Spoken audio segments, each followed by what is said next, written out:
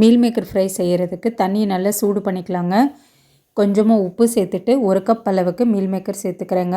5 நிமிஷம் சுடு தண்ணியில் நல்லா மீல் மேக்கர் ஊறட்டுங்க. இங்கே மீல் மேக்கர் ஃப்ரை செய்கிறதுக்கு எண்ணெய் ஒரு 5 டேபிள் ஸ்பூன் சேர்த்துக்கலாங்க. கடுகு, சீரகம், கொஞ்சமாக கருவேப்பிலை சேர்த்துட்டு 1 பச்சை மிளகாய் சேர்த்துக்கலாங்க.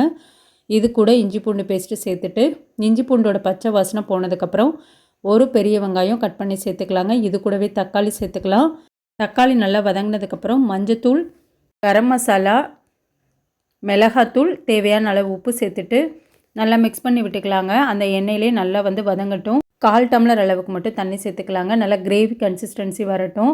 அதுக்குள்ளே நம்ம இங்கே மீல் மேக்கரை நல்லா பிழிஞ்சு எடுத்துக்கலாம். இப்போ பாருங்கள், நல்லா தண்ணி பிழிஞ்சு பவுலில் நான் எடுத்து வச்சுருக்கேன். இதை நம்ம அந்த கிரேவியோடு சேர்த்துட்டு நல்லா கலந்து விட்டுக்கலாங்க. இதுக்கு தேவையான அளவு உப்பு சேர்த்துட்டு ஒரு 2-3 நிமிஷம் மட்டும் நல்லா ஃப்ரை ஆனால் போதுங்க. இப்போ ஃப்ரெஷ்ஷான கொத்தமல்லி தழை தூவி இறக்கிடலாம்.